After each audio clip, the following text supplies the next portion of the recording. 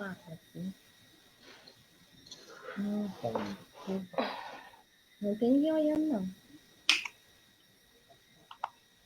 Não tem ninguém olhando, gente.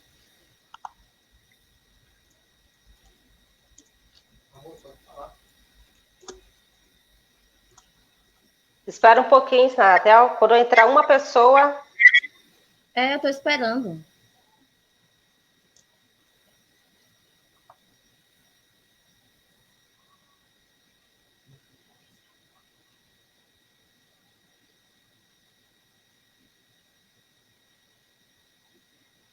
Oi, boa noite, pessoal. Boa noite, Robério. O Robério chegou aqui pontualmente.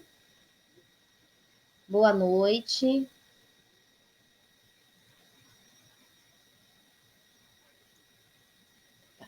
Eu me chamo Sinara e hoje nós estamos aqui para mais uma aula do curso popular Democracia e Luta.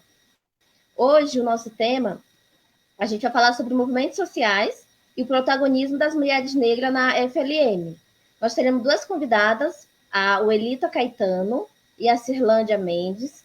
As duas, fazem parte da organização do Grupo de Mulheres Negras na Frente, que é um coletivo da Frente de Luta por Moradia, que faz a luta pela igualdade racial. Então, eu me sinto. Primeiro, eu quero agradecer elas duas por toparem esse desafio. As duas elas vão falar um pouco sobre os TCCs que elas produziram, então é produção, e falar que eu estou muito feliz de hoje estar participando dessa live com essas duas companheiras de luta que me ajudaram muito. Hoje me ajudaram tanto na luta por moradia, me ajudaram na luta mesmo para a vida. Então, são duas companheiras, duas pessoas que eu tenho um carinho muito grande, uma estima muito grande também. Oi, Luta. Oi, gente, boa noite. É um prazer enorme estar aqui com vocês. Eu sou da Frente de Luta por Moradia, eu faço um trabalho com a Inclusa, faz um trabalho em várias comunidades, como cortiços e ocupações.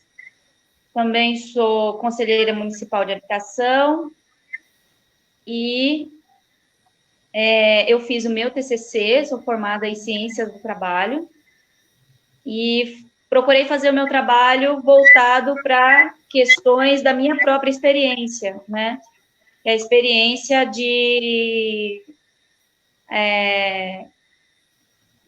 primeira experiência como moradora, né, sem teto, que cresceu dentro de uma ocupação. Depois, uma experiência como liderança, né? E sempre tive um questionamento, né? Porque nas pesquisas, né, nas pessoas que eu recebia na ocupação, eu nunca via a voz do sem-teto, de certa forma, sendo representada, né? E aí eu fui atrás para fazer uma pesquisa que as pessoas pudessem ter voz.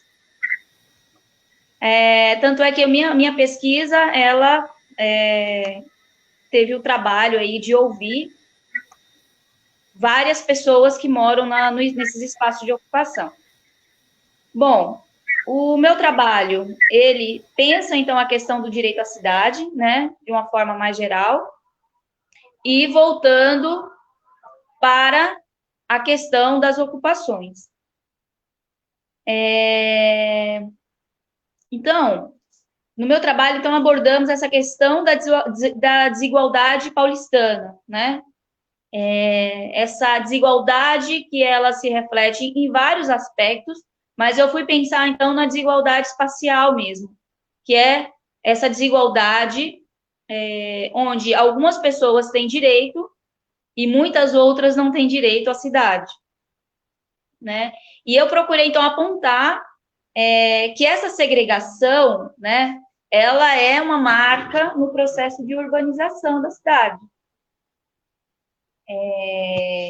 E aí eu trouxe alguns dados, né, para poder mostrar essa segregação, porque a gente olhando a olho nu, a gente vê, né, essa diferença social.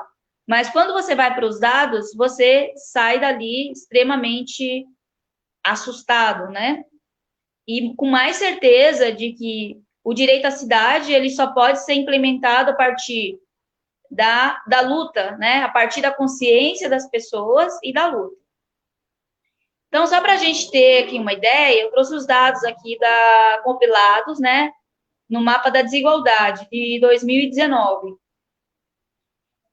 que ajuda, então, a gente a desvendar, né? Esse retrato da desigualdade espacial, né?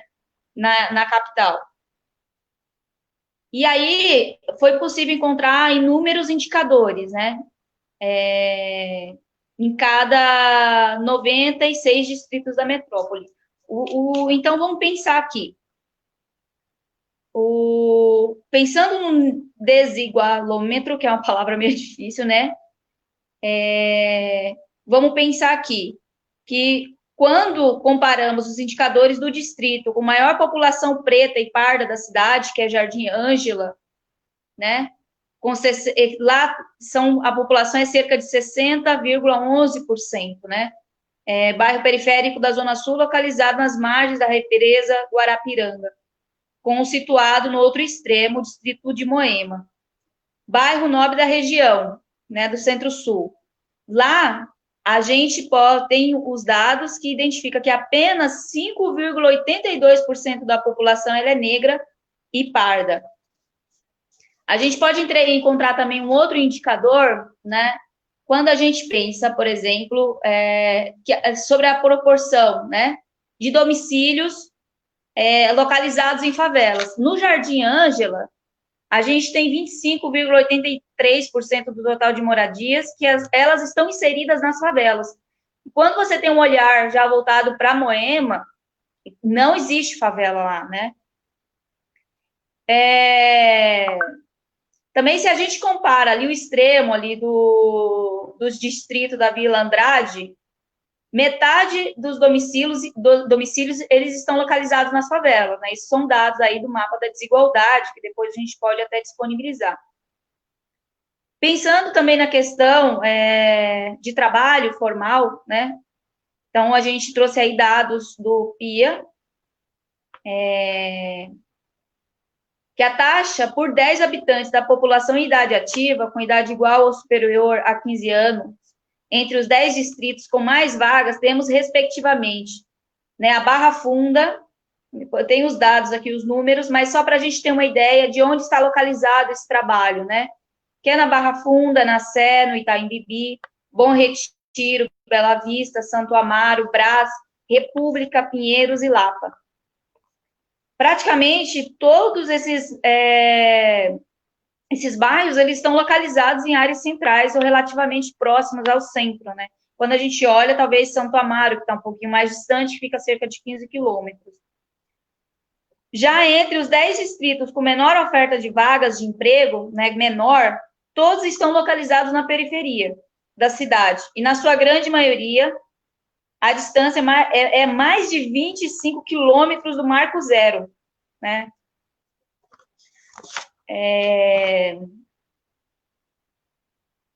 Então, só para a gente ter aí uma noção dessa discrepância, né, de desigualdade social em vários aspectos. Então, na questão do direito ao trabalho, né, no direito à moradia digna, a gente percebe, né, que as diferenças aí a partir dessas questões. Aí, vamos pensar na questão cultural, né, quando a gente olha para os espaços e casas de culturas.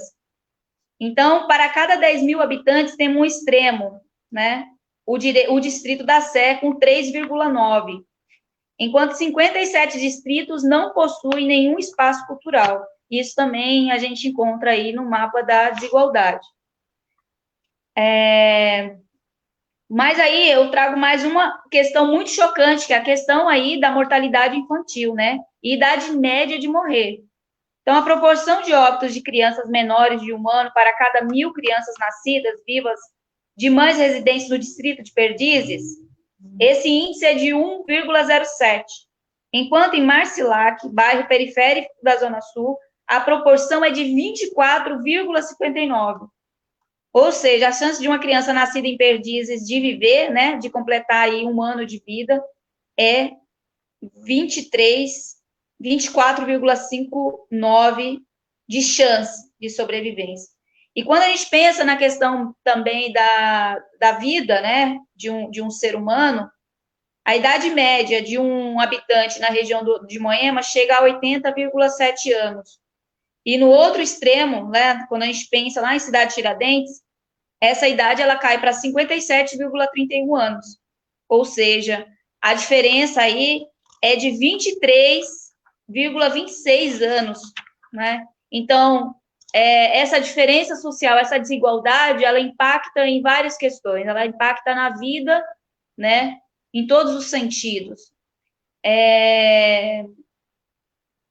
Então, a cidade, então, chegando a olhar esses números, então você percebe que a cidade ela tem cor e ela tem classe, né?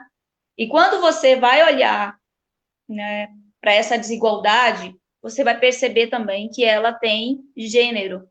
Então, o meu trabalho ele vai abordar essas questões da desigualdade social dentro da cidade em que a gente vive. E depois eu vou ter um olhar, então, para esses sujeitos que, sofrendo todos esses danos, né, que são danos tanto objetivos como danos subjetivos, né, se transformam em sujeitos políticos, né, que percebem essa violência do Estado e se organizam para lutar pelo direito à cidade, né, pensando que o sem-teto, ele não vai lutar apenas por uma casa, mas ele vai lutar também pelo direito à cidade. Então, minha pesquisa, ela está focada nas ocupações do centro de São Paulo, onde essas pessoas, elas ocupam território, transformam aquele território em moradia provisória. Então, o primeiro ponto a princípio, essas pessoas, elas se organizam porque tem uma necessidade urgente, né, uma necessidade de existência, ou ela vai morar numa ocupação, ela vai para a rua, e a partir dessa vivência nesses espaços, essas pessoas, elas vão, né, se construindo e se percebendo a partir da sua prática, né, não somente da teoria, mas também da prática, de todos os dias perceber que ela é um sujeito político, né, que ela é uma pedra, digamos assim, no sapato dos interesses de mercado, principalmente na questão do mercado imobiliário. Então, esse sujeito, ele passa por um processo, então, na minha pesquisa, eu chego a essa conclusão, de que ele passa por um processo de educação popular, a partir da luta direta, a partir do que se constrói dentro desses espaços, a partir dos enfrentamentos, né? Ele vai percebendo quais são as amarras, digamos assim, que violam os seus direitos, né? Eu costumo dizer que a partir da luta direta, o sujeito ele vai se formando em um sujeito político. E também, na minha pesquisa, eu vou identificar que esse público que mora nessas ocupações não é só, não são apenas, na verdade, assim, a maioria são mulheres, né? As mulheres, elas têm um papel fundamental nesse processo de luta, né? Nesse processo de luta pelo direito à cidade. E pensando que essa mulher, ela vem como vítima de todo tipo de violência, violência psicológica, violência física, violência econômica. Na verdade, o trabalho ele chega à conclusão, né, que, na verdade, eu tento descobrir se existe uma identidade do sem-teto, e ao final eu percebo que não, que esse sujeito que vive no espaço de ocupação, ele é um trabalhador, ele é da classe trabalhadora, né? Ele é uma mulher, em sua maioria, mulher vítima de violência, e que está no processo cotidiano se formando como sujeito político. E esse sem-teto, ele enfrenta vários desafios para permanecer nesses locais onde eles moram, né? Então, o trabalho, ele traz um olhar subjetivo, né, para a violência que essa pessoa, ela sofre cotidianamente, né? O problema do enraizamento, né? Então, eu trago como referência uma autora chamada Simone Weil, que ela vai falar sobre essa questão do enraizamento, como o ser humano, ele tem a necessidade de ser enraizado, né? E que quando você tira isso dele, você está violando esse sujeito, né? E como esse sem-teto, ele passa por isso cotidianamente, sendo considerado apenas um número, né? É apenas um número a ser retirado de um local, sem se preocupar com questões de necessidade humana, né? De existência mesmo. Mas esse sujeito, ele não sofre esses ataques calado, né? Não é mais, ele não está mais sozinho, ele se constrói também em forma de discurso, né? Que é um discurso que contrapõe o discurso hegemônico. Então, de um lado, você vai ter alguém falando invasor, né? Bandido, todo tipo de palavras, assim, né, de adjetivos, né, que transforma esse sujeito, que desumaniza esse sujeito, ele se contrapõe, digamos assim, a esse discurso violento, né, e preconceituoso. Então, meu trabalho, ele aborda isso. Eu trago 2 cartas abertas, né, escritas pelo sem-teto, para poder defender essa tese de que o sujeito, ele também se forma por essa apropriação da linguagem, né? Ele diz, não, eu não sou invasor, eu sou ocupante. Então, eu identifiquei muito isso, né? De que essa forma desse contradiscurso, ela vai formando essa consciência, né? Porque muitas pessoas que vêm morar na ocupação, como eu já disse, elas vêm por uma questão de necessidade, ou é isso, ou é a rua. E que esse processo de formação, tanto da prática cotidiana, como também do discurso que se cria, né, da teoria, ele vai se formando enquanto sujeito político, né? Então, eu percebi muito nas minhas escutas, né, que eu fui fazer escutas com os moradores das ocupações, para identificar, né, essa transformação, né, do sujeito nesse processo de luta. Então, é possível você perceber que ele fala sobre isso, né? Ele não gosta de ser chamado de invasor. E ele tem a consciência de que ele não é um invasor.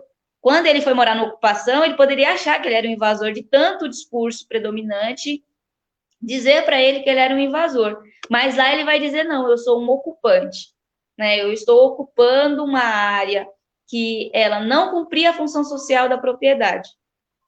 E eu estou dando uma função social da propriedade, né? Então, eu gosto muito de pensar que esse sujeito, ele se forma também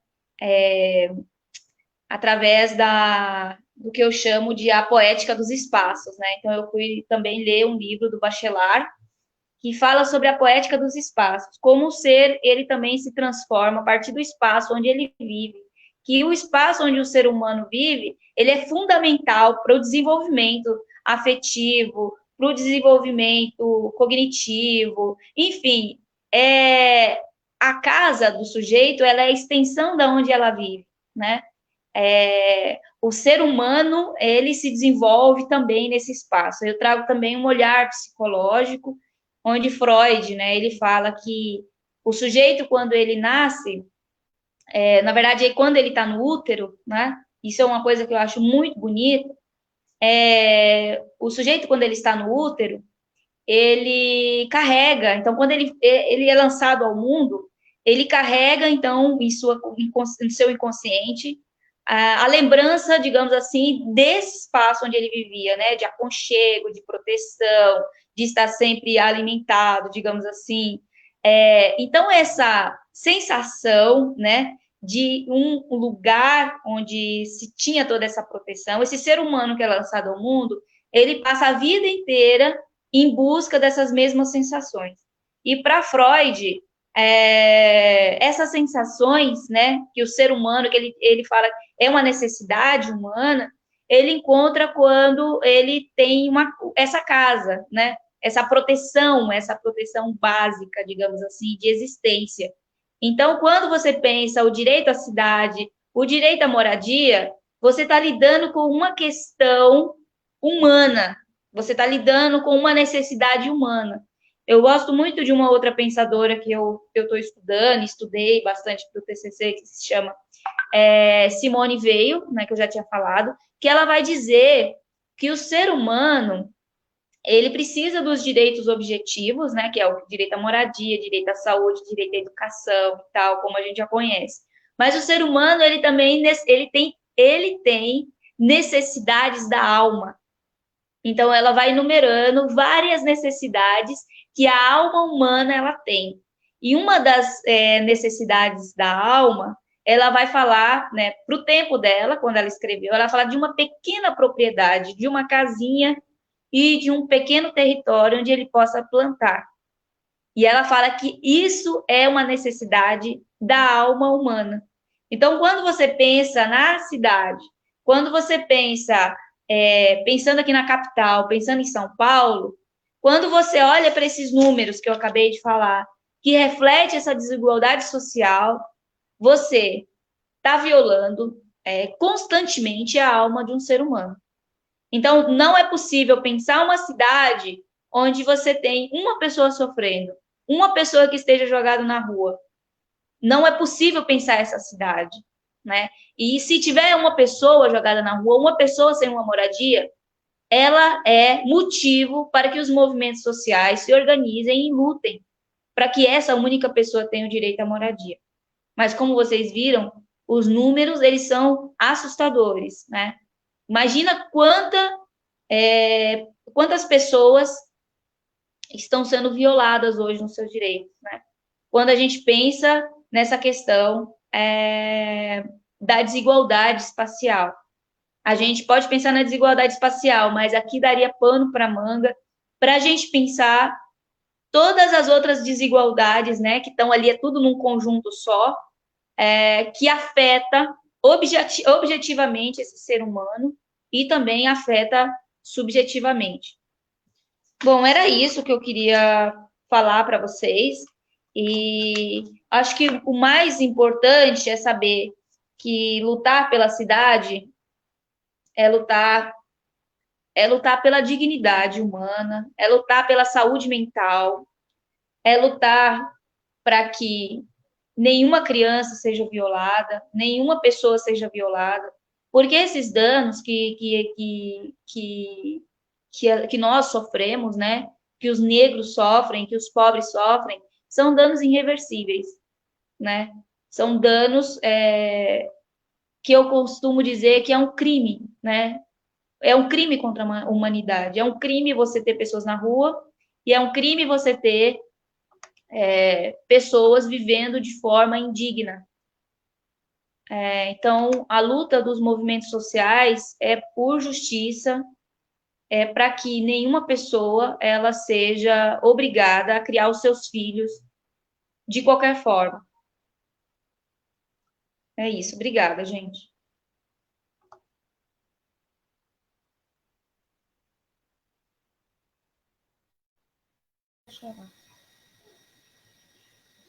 Opa. Obrigado, companheira. Na verdade, né, a sua pesquisa ela só relata o que a gente já sabe. Nós somos a maioria da população, nós negros, e nós sofremos por uma herança, né, do tempo da abolição, né, que a abolição ela veio e não libertou, o escravo ele teve anos de trabalho forçado e essa abolição, ela não, em momento algum, ele teve uma retratação. E o que eles fizeram, na verdade? Dia 13 foi um dia de muita festa, que foi um dia de abolição, e dia 14 não tinham para onde ir. Então foram para os morros e até hoje a gente está. Porque na favela nós somos a maioria, nos presídios nós somos a maioria, no trabalho informal, no desemprego, na falta de qualificação, nós somos a maioria porque a gente não teve essa oportunidade. Então, o seu trabalho ele só mostra que a identidade do sem-teto é uma mulher negra, muitas vezes essa mulher ela é jovem, ela é solteira e ela é o arrimo de família. Então, essa vítima é a... de violência, né? Essa, é o que eu digo, é a mulher, o sem-teto, ele é a ponta na exploração dentro do sistema capitalista, porque ele revela exatamente isso, são as mulheres negras e muitas vezes vítimas de violência. Pois é, muito obrigado. Pessoal, quem quiser fazer pergunta, pode se inscrevendo aí no chat, que a gente vai responder, as meninas irão responder. Agradecer para todo mundo que está assistindo a nossa live, todo mundo que assistiu as outras, que compartilhou. Avisar que nós também estamos no YouTube, tá? A gente não é só o Facebook, agora nós estamos no YouTube, depois é só dar uma procuradinha no YouTube, Democracia e Luta, que lá estão todas as aulas que foram passadas no curso. Agora eu vou chamar a Cirlândia. A Cirlândia ela também fez um trabalho, o TCC dela foi já mais voltado para as mulheres negras da FLN, o protagonismo dessas mulheres na luta de moradia, no coletivo Frente de Luta por Moradia. A gente sabe que as mulheres elas são a maioria na luta por moradia, porque ela entende a necessidade de uma residência. Cirlândia. Oi, tudo bem, Sinara? Tudo bem, Elita? Boa noite a todos. Gente, estou um pouquinho nervosa, não se assustem. Meu nome é Cirlândia Almeida Mendes, eu sou do coletivo de Mulheres Negras na Frente e também do coletivo de jovens da FLM. Bom, primeiramente eu gostaria de agradecer a todas as mulheres negras que vieram antes de mim, né? Que lutaram contra a escravidão, que lutaram por direitos, que abriram caminho para que eu, hoje, Cirlândia, a Sinara, a Uelita e tantas outras mulheres possamos estar usando esse espaço para a gente falar, né? Porque a gente sabe que em outros tempos nós não poderíamos falar, nós não tínhamos o direito de votar, nós não tínhamos o direito nem de trabalhar, né? Então, quero agradecer muito essas mulheres. Segundo, quero agradecer os organizadores desse curso, né, por estar dando a oportunidade da gente estar compartilhando um pouco dos nossos conhecimentos com todos vocês que estão aqui nos assistindo. Então, vamos lá. Como já falei, meu nome é Cirlândia, eu sou formada em administração pela Universidade 9 de Julho, Uninove, e também tenho uma segunda graduação em Ciência do Trabalho pela Escola de IESE de Ciências do Trabalho.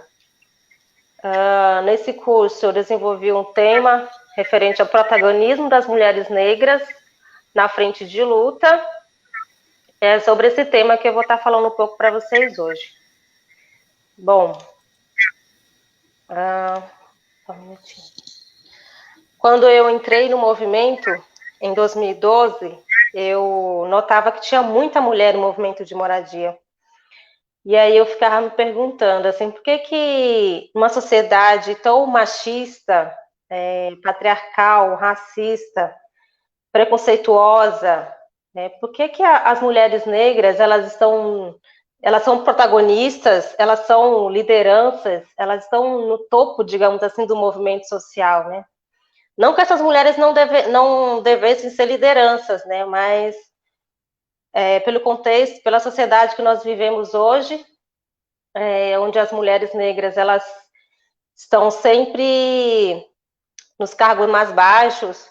Nós recebemos o salário, nós recebemos na escala de trabalho menos que o homem branco, menos que a mulher branca, menos que o homem negro. Então, nós estamos numa pirâmide, nós somos a base, né? As mulheres negras, nós somos a base. Nós ganhamos bem menos do que todos.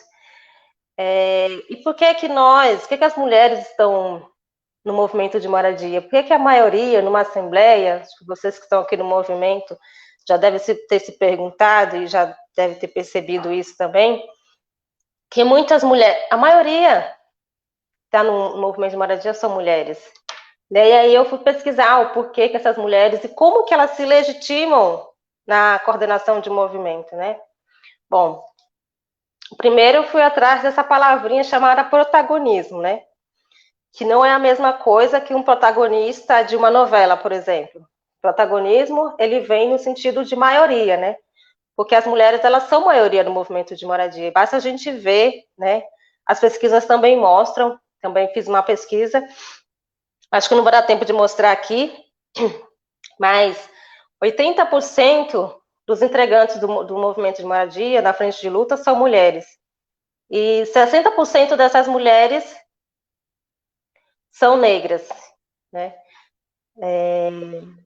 E aí eu fui atrás de pesquisar por que essas mulheres vêm parar no movimento de moradia. Na verdade, fiz uma pergunta anterior. Como que essas mulheres chegam a São Paulo? Como que essas mulheres chegam às grandes cidades brasileiras, né? Bom, eu vou falar por mim. Eu vim para São Paulo, eu sou uma migrante, né? Vim do Maranhão para cá, para São Paulo, com o sonho de estudar, de trabalhar, e um dia vou poder voltar para minha terra com meu diploma de universitária embaixo do braço e poder fazer a minha casa e tal. Mas aí você vai vivendo na cidade grande, você vai tendo os costumes, sua vida vai mudando, você vai se profissionalizando, vai estudando. E as mulheres que vêm para as grandes cidades, elas também, a maioria delas vem de outros estados, tem mulheres que vêm de outros países, também com sonho de vida, né? Com sonho de trabalhar e dar uma vida, digamos que boa para sua família, né? Mas quando a gente chega na cidade, a gente se depara com um outro problema, né? Que aqui na cidade grande a desigualdade ela é bem. Se a nossa cidade já não nos proporciona trabalho, educação, a cidade grande, a gente vem para cá pensando que vai ser melhor, mas na verdade a situação é bem diferente do que a gente pensa, do que muita gente pensa, né? E quando a gente está na nossa cidade, a gente só vê pela televisão as novelas, aqueles prédios bonitos, aquela cidade maravilhosa. Quando você chega aqui, que você tem que pôr a mão na massa, que você tem que trabalhar, tem que estudar, tem que se dividir entre fazer muitas coisas, né? E aí eu me vejo num papel assim de... A gente tem sempre que escolher, né? Se eu quero estudar, né? Se eu quero estudar, se eu tenho sonho de viajar, eu tenho que dar um passo de cada vez. Ou eu estudo, ou eu viajo, ou eu como bem, né? Como o Manuel Del Rio fala. A gente tem que escolher, né? Ou a gente paga o aluguel, ou a gente come. Então, a gente está sempre tendo que fazer uma escolha na nossa vida.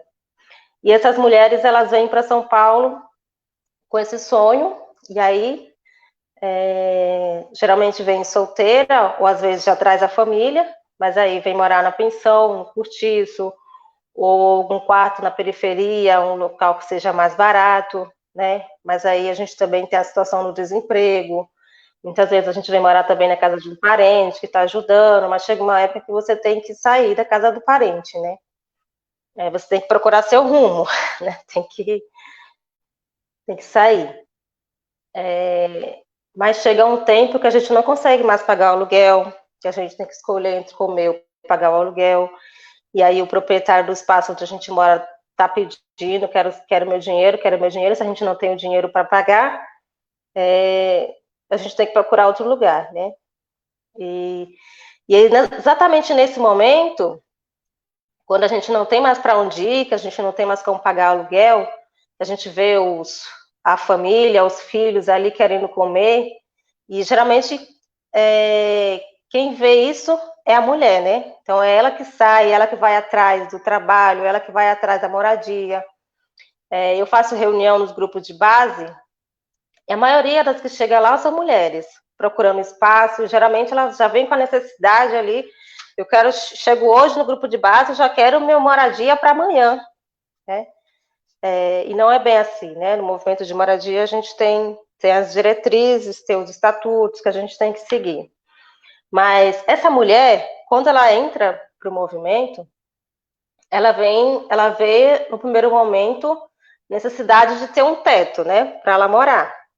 Mas aí no segundo momento, ela descobre que o movimento não é só, não tem só uma oportunidade de ela sair do aluguel, né? Ela também proporciona a possibilidade dessa mulher ter sua casa própria, dessa mulher poder comer melhor, dessa mulher poder se vestir, dessa mulher poder... muitas vezes a gente chega com vergonha, muitas dessas mulheres chegam com uma aparência bem destruída, né? Tem vergonha de falar, vergonha de tudo, porque a gente acha que se eu não conseguir a minha moradia, se eu não estou bem, a culpa é minha, porque eu não estudei, porque eu... Sabe, a gente sempre acaba se culpando, né? Mas isso não é culpa nossa, né? Isso é culpa de um sistema que nos exclui, que não dá oportunidade para todo mundo, né? E aí, no terceiro momento, essa mulher ela acaba participando das formações, das assembleias, das reuniões, né? E aí, nesse momento, a gente acaba ouvindo outras histórias de outras mulheres que vai nos fortalecendo, né? Porque você vai pensar, puxa, o meu problema não é diferente do problema da mulher que está do meu lado, né? Também não é diferente do problema daquela outra moça que está ali. Nós estamos numa luta única, né? E a partir desse momento, a mulher ela começa a pensar, né? Ela começa a socializar, porque até então, lá onde ela morava, na pensão, no cortiço, ela tinha uma relação mecânica, né? Chegava do trabalho, ia trabalhar, voltava para o seu cômodo ali, não conversava com ninguém. E aí, quando essa mulher vem para o movimento de moradia, ela se depara com uma vida coletiva, ou seja, ela sai do seu individual, que é onde ela estava antes, e passa a ter uma vida coletiva. E nesse espaço coletivo, ela aprende a se expressar, ela aprende a se expressar, socializar. E esse socializar, ele vai para além do... faltou café na minha casa, vou ali na vizinha pedir uma xícara de café. Faltou açúcar, eu vou lá no vizinho pedir um açúcar. Não. A gente começa a se conhecer, a gente começa a conversar sobre nossos problemas, se ajudar dentro da ocupação. E a gente acaba se libertando dos nossos medos, das nossas angústias. E a gente vai se libertando, né? Como dizia o Paulo Freire, a libertação ele é um ato social, né? Ela não é um ato individual. Né? Através do coletivo, a gente consegue, digamos... esqueci o nome da palavra. Através do coletivo, a gente vai aprendendo a ter a nossa própria autonomia, né? E aí, essas mulheres que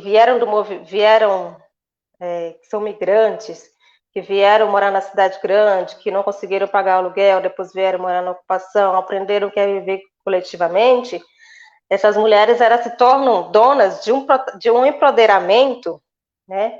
Que, segundo a Djamila Ribeiro, ela vai falar que empoderamento possui um significado coletivo.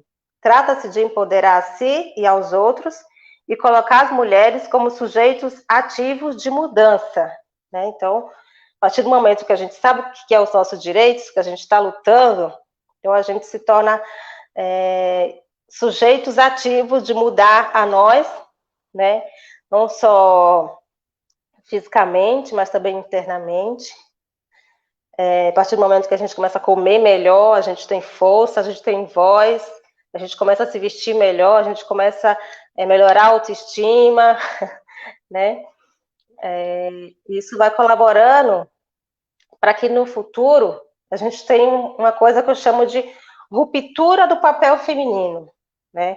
Então a gente sai daquele papel de ser meramente bela, recatada e do lar, e a gente vai abrir as portas de um novo horizonte, né? A gente vai começar a estudar, vai começar a se profissionalizar, a gente vai pensar, digamos assim, pensar grande, né? Não somente pensar que eu vou ser dona de casa, não que seja dona de casa seja ruim, né?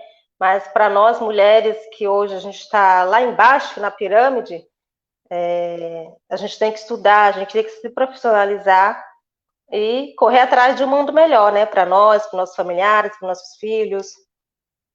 Deixa eu ver. E aí tem essa ruptura da mulher, né? Que ela começa a estudar, começa a sair de casa, começa a trabalhar, se profissionalizar, vai em busca dos seus direitos, é uma mulher que ela não fica mais, ela não baixa mais a cabeça por qualquer coisa, ela já sabe se defender, ela já é uma mulher que ela sai de casa com a autoestima lá em cima, ela já sabe lutar contra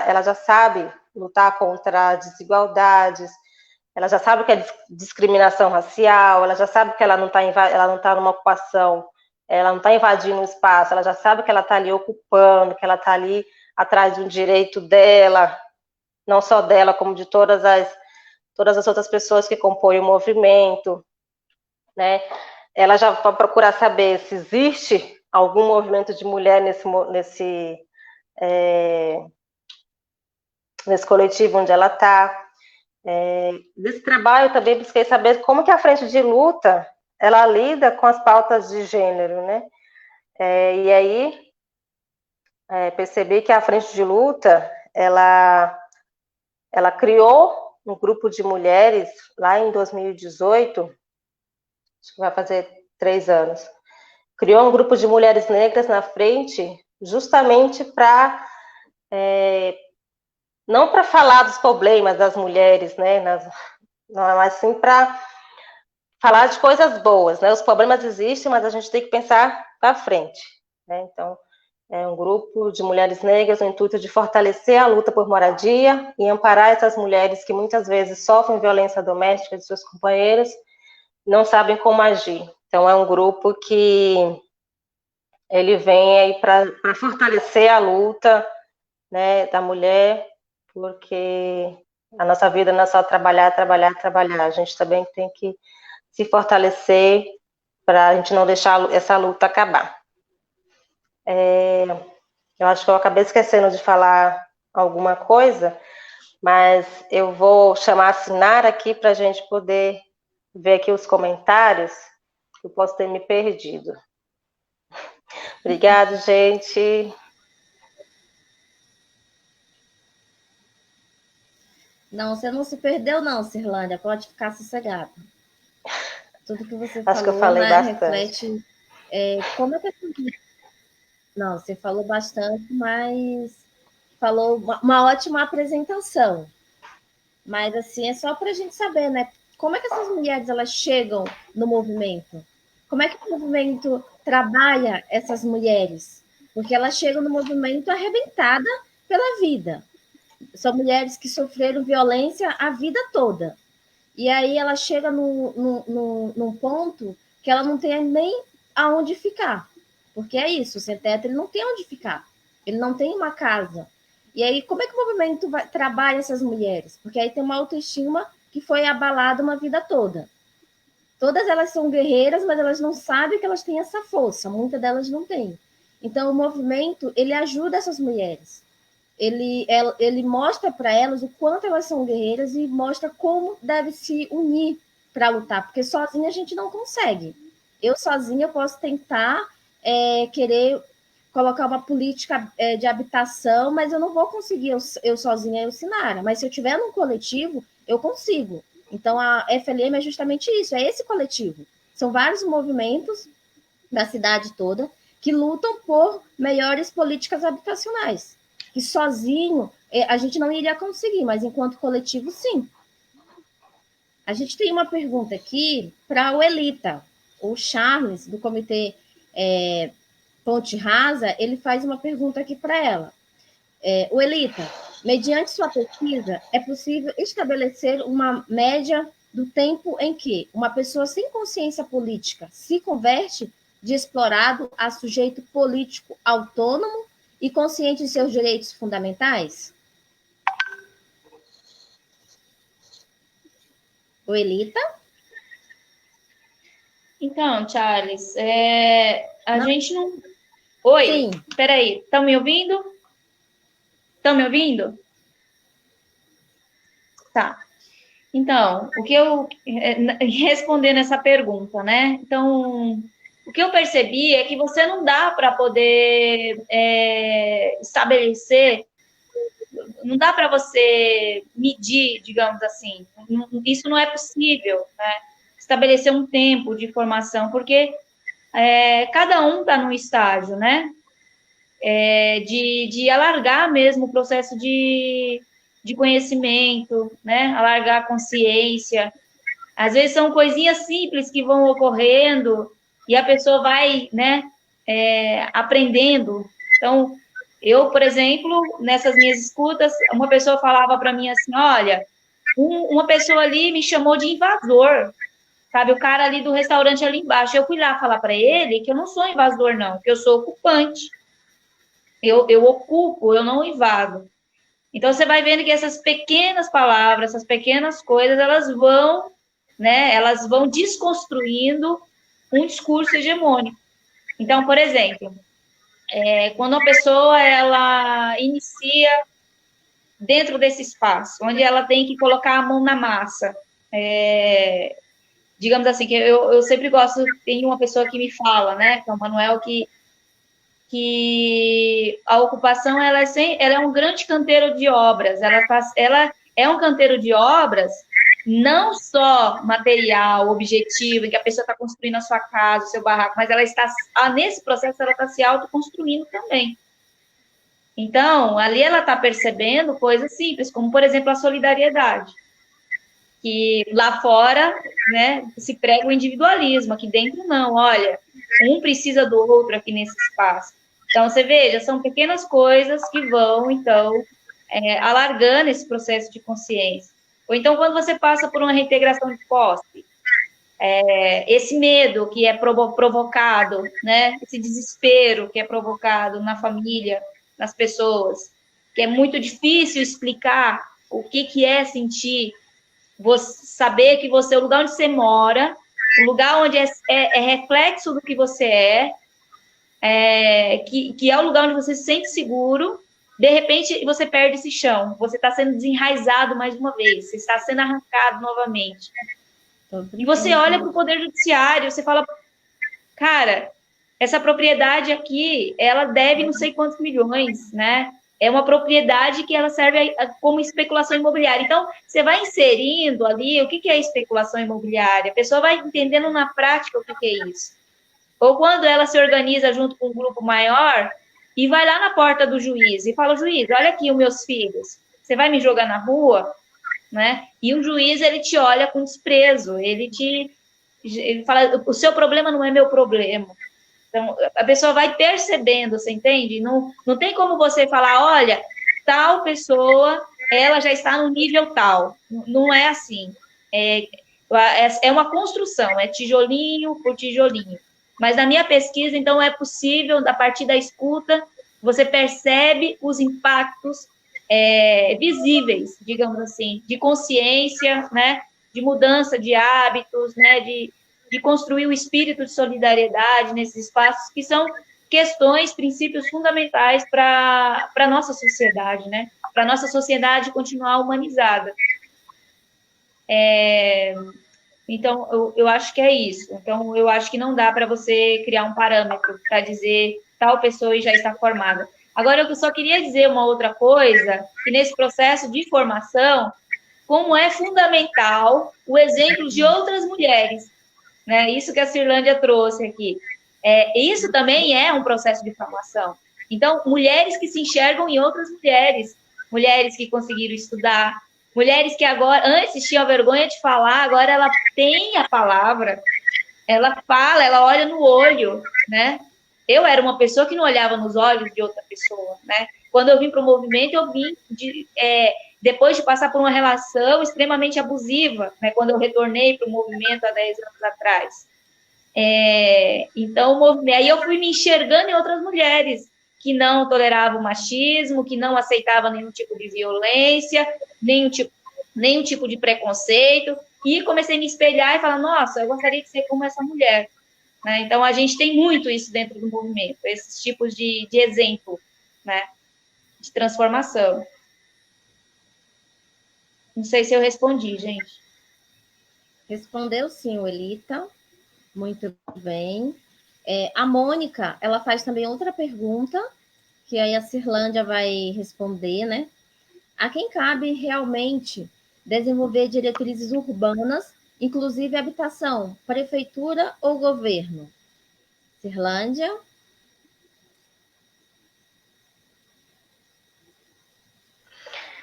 Então, a quem cabe realmente desenvolver diretrizes urbanas, inclusive habitação? Bom, no artigo, como já diz a Constituição brasileira, todo cidadão tem direito à saúde, educação, habitação, né? Então, quem tem que desenvolver essas políticas públicas tanto o governo, né? Então, cabe aos três poderes, né? Tanto ao governo municipal, ao estadual, ao federal, né? Então, através posso dizer, verbas orçamentárias, que essa política, né, principalmente a habitação, ela sai do papel e vai para a prática, né? Só que o que a gente vê hoje em dia é que não basta a gente eleger um determinado político, né? O partido, a gente tem que ver o partido, como é que eu posso dizer, o programa daquele partido, né? Então, e se as pessoas daquele partido têm interesse, né, de fazer com que essas políticas públicas elas saiam do papel e venham ser uma realidade, beneficiar a classe trabalhadora, né? Então, muitas vezes, às vezes a gente elege um político e ele vai lá e ele não está nem aí para que a população mais carente não vai, as políticas dele não vai de encontro com o que a gente tem interesse, né? Ele só está de olho em ganhar a próxima eleição. Mas é isso. E aí cabe a nós, que estamos em movimentos sociais, também cobrar desses governos para que eles realmente façam as políticas públicas saírem do papel. Acredito que seja isso. Sim. Welita, meninas, considerações finais. Welita, suas considerações finais. Perdão, eu não estava ouvindo direito. Bom, não tem mais perguntas? Não, a gente acabou não as perguntas? Só tem aqui elogio para vocês, ó. Parabéns, companheiras. Muito pertinente a live.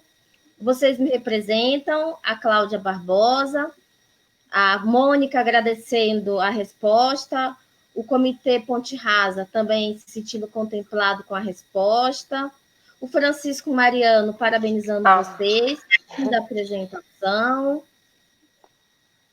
Que bom, fico feliz. Então quer dizer que a nossa live foi esclarecedora, não deixou dúvidas, né? É que, na verdade, a gente precisa fazer mais lives para a gente estar conversando, né?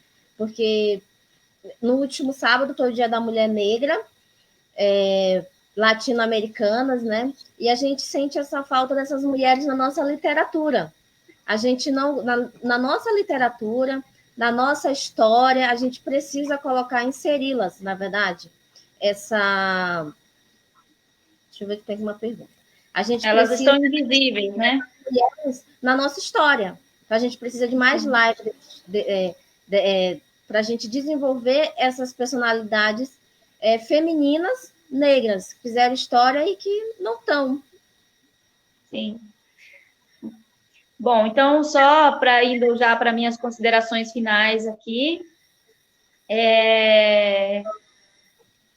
pensar uma cidade diferente da que a gente enxerga hoje, ela é possível, né?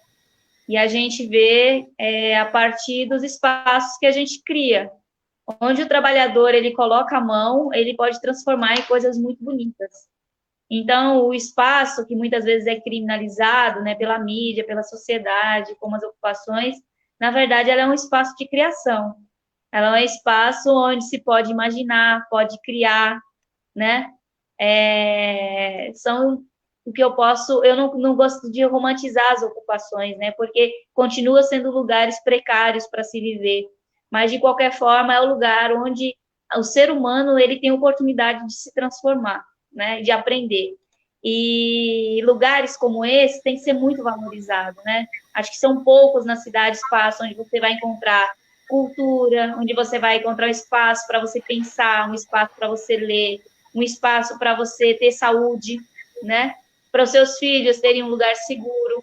Então, as ocupações são exemplo de como a cidade deveria ser. E eu acho que os trabalhadores já estão mostrando experiências reais de como a cidade deveria ser. Uma cidade mais solidária, uma cidade mais humana, né? Uma cidade mais democrática. E uma cidade onde o trabalhador se vê no resultado da sua obra, né? Da sua mão, das suas mãos. Então é isso, agradecer a todos vocês que estiveram nessa live, a oportunidade de estar aqui, trabalho incrível, né? Democracia e Luta está fazendo, de mulheres como a gente, né? Eu e a Cirlândia, Sinara, mulheres aí que têm uma história de quase, eu, por exemplo, de quase se tornar uma moradora em situação de rua, né, com a minha família, mas que houve um grupo de pessoas que estendeu a mão. E, por incrível que pareça, quem estendeu a mão foi uma ocupação. E hoje eu estou aqui, sou resultado desse trabalho. Muito bem, o Elita. Na verdade, nós somos resultados das ocupações, porque eu também, igual essas mulheres que a Cirlândia falou, eu também vim para São Paulo com o intuito de estudar, ter meu diploma e voltar para minha terra, voltar para o meu quilombo, que eu sou quilombola, e que lá a gente não tem essa oportunidade de estudo, e vim para cá. Mas a gente acaba se habituando, né? Então acaba ficando, enraizando, né? Quem diria, acabei fixando raiz aqui também, né? O Milton Passos, ele está aqui parabenizando, né? E ele comenta que quem quer se aprofundar a partir das pesquisas das nossas companheiras, está aí um ótimo princípio. Parabéns, companheiras. Agora, a gente, além de ser sem teto, nós somos sem tetos estudadas, né? E agora somos pesquisadoras. Então, uma frase que a Uelita sempre falou, que eu gostei, na verdade, ela falou em um dos encontros de mulheres, que ela agora estava escrevendo a sua própria história.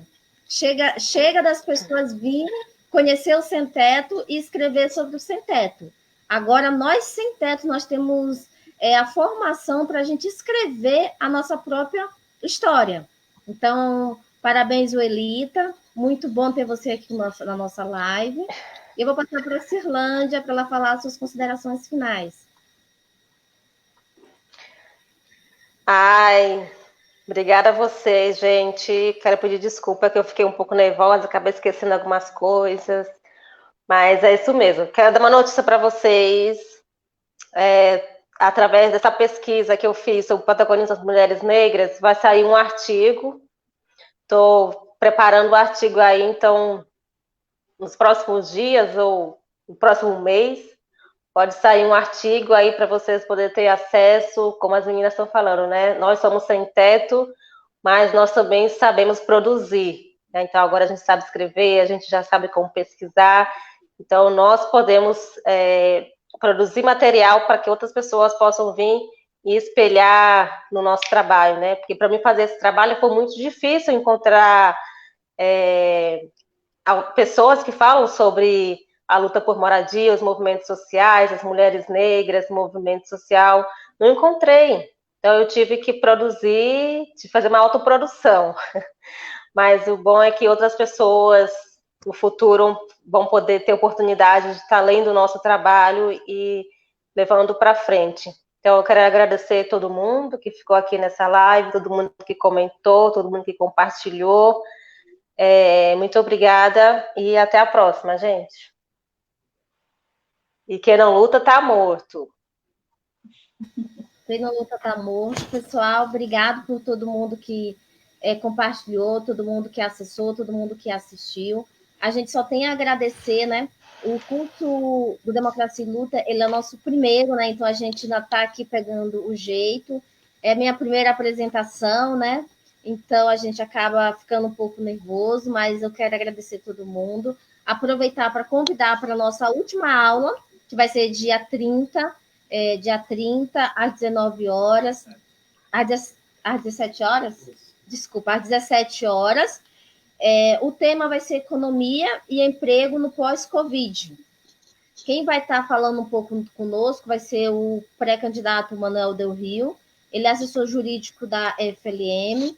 Então, fica o convite aqui para todo mundo, às 17 horas, um horário diferente, todas as nossas são às 19, vamos marcar, colocar na agenda. E agradecer as companheiras, falar que, sim, nós estamos escrevendo a nossa história, vamos lutar muito, que a gente precisa ainda de muita mudança, mas a mulher está justamente para isso. A gente não precisa se acomodar no lugar que colocaram a gente tem que ficar onde nós queremos ficar e onde nós achamos que devemos ficar. Então, se não está bom para a gente, nós vamos lutar para melhorar. E, pessoal, obrigado. Até a próxima. Hoje é tempo de